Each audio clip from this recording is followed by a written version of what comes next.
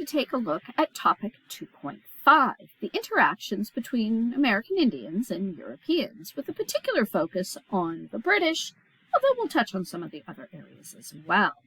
This falls under the key theme of America's role in the world and how the Americas are becoming increasingly important, both economically, culturally, and even some of the military and diplomatic interactions that existed between these peoples. Now, the British, the French, the Dutch, and the Spanish would all eventually expand into Indian territory, sometimes establishing friendly relationships and exchanging products and traditions and sometimes peoples. But eventually, there were developing conflicts over land, resources, and cultural beliefs, which turned many of these interactions into outright warfare.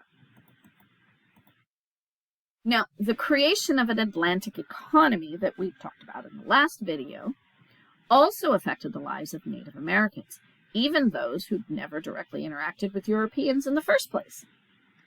Native Americans, once they were introduced to some of the products that were produced in Europe, like guns and metal tools, as well as alcohol and glass beads that could be used in religious ceremonies, they quite prized these. Well, then the European traders, they prized the animal skins that the Native American hunters provided them, with beaver furs in the north and deer skins in the south being particularly sought after. Furs were especially convenient New World commodities for the Europeans because it's the native communities who did all of the work of hunting and then actually processing the pelts.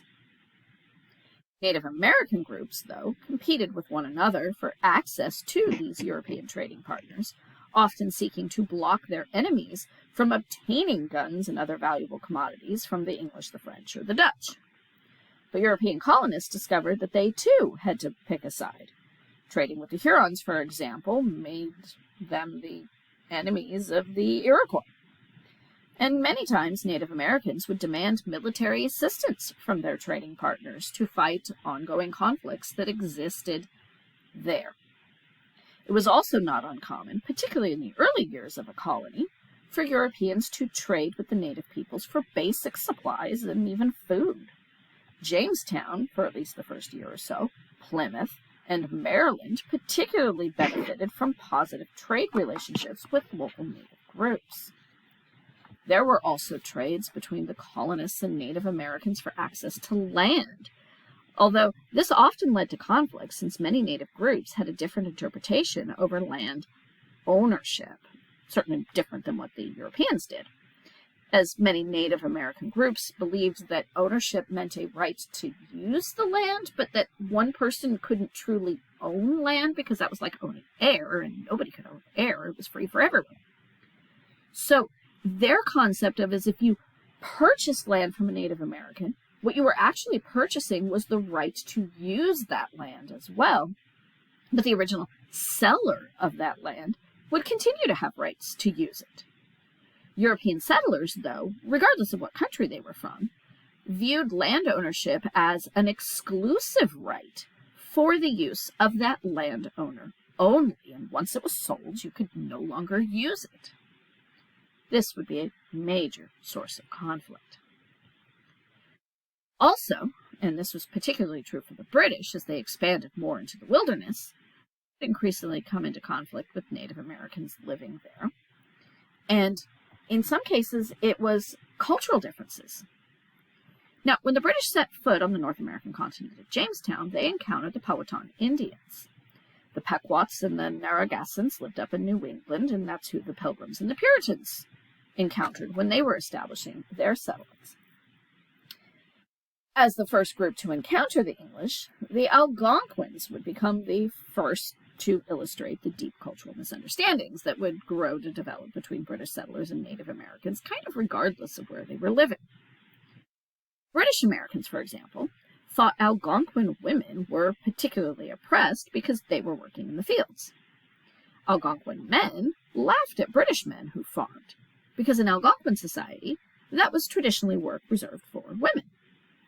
Now, in England, hunting was a sport, a leisurely activity, So British settlers thought that the Algonquin hunters were unproductive because they were doing leisure hunting all the time. Major cultural understandings. Now, in addition, another example is that natives didn't build or accumulate furniture, at least not in the way that the British did. They didn't tend to animals. They didn't have what the English would view as proper beds or linen cloth. They displayed their bodies, favoring nudity in animal skin over cloth-based clothing. They referred to bodily functions rather matter-of-factly. They didn't swaddle their babies. Toddlers ran around naked. They had a habit of frequent bathing, exposing their bodies directly to the air and water, and to the view of others. These behaviors and actions were seen as a serious threat to the morals and piety, particularly of the Puritan community. And again, like I said, the greatest misunderstanding would be in this idea of land ownerships. It's this that deals with a lot of cultural misunderstanding leading to outright warfare. For example, the Powhatan had an organized confederacy, whereby smaller independent tribal groups united together under one overall leader. Therefore, Virginians, were increasingly coming into conflict with the Powhatan Indians, were met with a very strong resistance, particularly as they expanded westward. In 1622, the Powhatan Confederacy nearly wiped out the struggling Jamestown colony in what came to be known as the Anglo-Powhatan War. Frustrated at the continuing conflicts that lasted for decades after the conclusion of that, Nathaniel Bacon and a group of vigilantes attacked and destroyed the Pamunkey Indians before leading an unsuccessful revolt against colonial authorities in 1676, believing that those colonial authorities were favoring eastern landowners over western former indentured servants. Bacon's actions would not only escalate conflict with natives, but would cause landowners to begin favoring the use of slaves for labor rather than indentured servants, since slaves would never have legal or political rights, but indentured servants, at the end of their indentures at least, would have some political and legal rights and certainly potential for upward social mobility, becoming peers rather than servants. It wasn't just the English. Intermittent warfare also plagued early Dutch colonies in New York. In 1636, a member of the Pequot tribe was accused of murdering a colonist in Massachusetts. In revenge, colonists set fire to a Pequot village and killed its inhabitants, whom the Pequot nation then in turn fought back, and by 1638, the few surviving Pequots had signed the Treaty of Hartford, and their nation ceased to exist. Again, examples all over New England, the middle colonies, the southern colonies.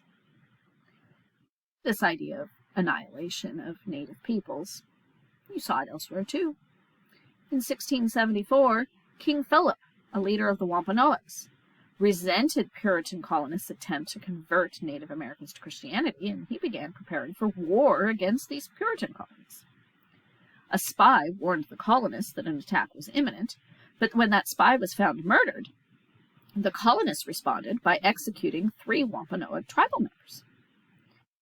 Philip, as he was called, then began to attack New England colonial settlements. Eventually, the colonists won, and Native Americans in New England ceased to be a threat because they were mostly annihilated. Using a combination of other tribes as Indian allies, as well as this whole idea of a scorched earth policy whereby you actually destroy everything in your path, the colonists nearly exterminated the Wampanoags, along with the Narragansetts and the Nipmunks, by the 1670s. The pacifist Quakers, though, were the notable exceptions to this warfare with native peoples, as Pennsylvania absolutely refused to raise a militia against Native Americans, at least for as long as Quakers dominated the government there. And finally, don't forget that we've already looked at examples from Spanish interactions with Native Americans throughout the Americas, including their interactions with the Pueblo people, which were present in present-day New Mexico. Many had been forced to convert to Catholicism there, with the process of the mission system. And by 1680, a series of droughts plus attacks from various other native groups had caused these Pueblo people to come to the conclusion that really the root cause of all of their troubles were these Spanish invaders and their religion. So the Pueblos rose up, burning churches, killing 400 Spaniards, forcing a couple of thousand more to flee back to Mexico. The victory, though, for the Pueblos was relatively short-lived, because about 12 years later the Spanish returned and reconquered the land. But new agreements allowed for a more peaceful coexistence, with an end to forced labor of the native peoples, as well as allowing some forms of traditional native worship to return.